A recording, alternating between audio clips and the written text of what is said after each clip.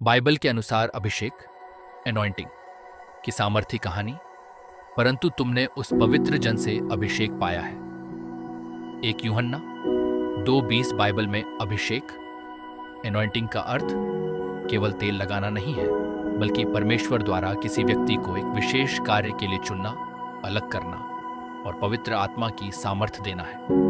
अभिषेक मनुष्य की योग्यता से नहीं, बल्कि परमेश्वर के अनुग्रह और उसकी इच्छा से मिलता है। इस सत्य को सबसे सुंदर रूप से दाऊद के जीवन में देखा जा सकता है। उस समय इस्राएल का पहला राजा शाऊल था, लेकिन शाऊल ने परमेश्वर की आज्ञा का पालन नहीं किया। इसलिए परमेश्वर ने नबी शमूएल से कहा कि वह एक नए राजा का अभिषेक करे। परमेश्वर ने शमूएल को बैतलहम में यिशै के घर भेजा। जब शमूएल वहां पहुंचे तो उन्होंने यिशै के बड़े बड़े पुत्रों को देखा। वे लंबे, बलवान और प्रभावशाली थे। शमूएल ने सोचा कि यही परमेश्वर का चुना हुआ राजा होगा, लेकिन परमेश्वर ने कहा, मनुष्य तो बाहरी रूप को देखता है, परंतु यहोवा मन को देखता है।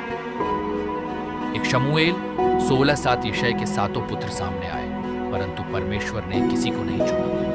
तब शमूएल ने पूछा, क्या तुम्हारे और भी पुत्र हैं? यिशै ने उत्तर दिया, हाँ, सबसे छोटा दाऊद है, जो भेड़ों को चरा रहा है। दाऊद को बुलाया गया। वो एक साधारण चरवाहा था। उसके हाथ में राजदंड नहीं, बल्कि चरवाहे की लाठी थी, लेकिन उसका हृदय परमेश्वर के लिए समर्पित था। जैसे ही दाऊद आया, परमेश्वर ने शमूएल से कहा, उठ, इसी का अभिषेक कर, क्योंकि यही है।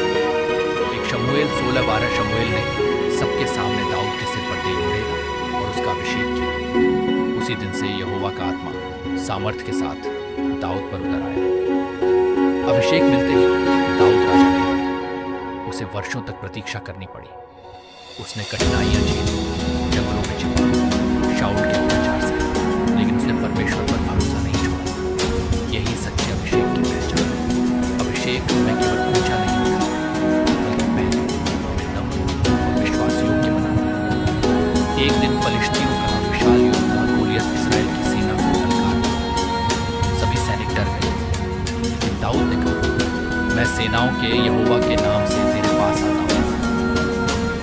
शमूएल 17:45 दाऊद की तलवार या कवच पर नहीं, बल्कि परमेश्वर के अभिषेक पर भरोसा किया। एक छोटे से पत्थर से उसने गोलियत को गिरा दिया। यह विजय उसकी शक्ति से नहीं, बल्कि परमेश्वर की सामर्थ्य से। बाद में अनेक परीक्षाओं के बाद दाऊद इस्राएल का राजा बना। उसने परमेश्वर की आराधना को किया, लोगों का नेतृत्व किया और अपने राज्य में परमेश्वर की महिमा को स्थापित किया। यद्यपि उसने जीवन में गलतियां भी की, फिर भी जब उसने पश्चाताप किया, परमेश्वर ने उसे क्षमा किया। यह हमें सिखाता है कि अभिषेक का अर्थ कभी भी नहीं होता, बल्कि परमेश्वर के प्रति नम्र हृदय के साथ चलते हैं। आज भी परमेश्वर अपने बच्चों को अभिषेक करता है। नया नियम बताता है कि पवित्र आत्मा एक विश्वासी को सामर्थ्य, सेवा और गवाही देने के लिए अभिषेक करता है। प्रेरितों के काम की काट में यीशु, परंतु जब पवित्र आत्मा तुम पर आएगा, तब तुम सामर्थ्य पाओगे।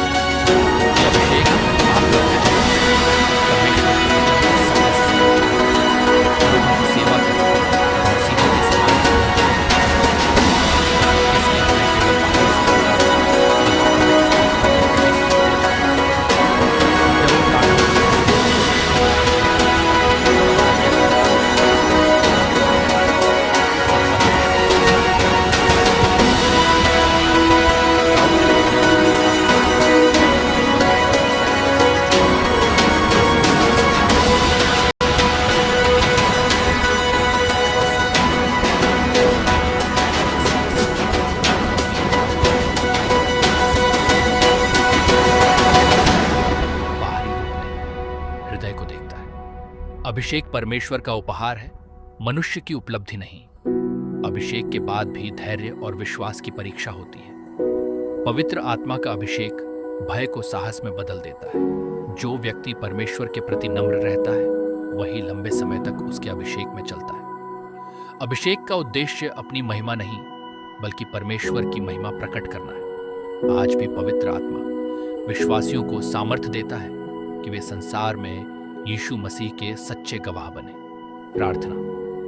हे स्वर्गीय पिता, जैसे आपने दाऊद का अभिषेक किया और उसे अपने कार्य के लिए सामर्थ्य दी, वैसे ही मुझे भी पवित्र आत्मा से भर दीजिए।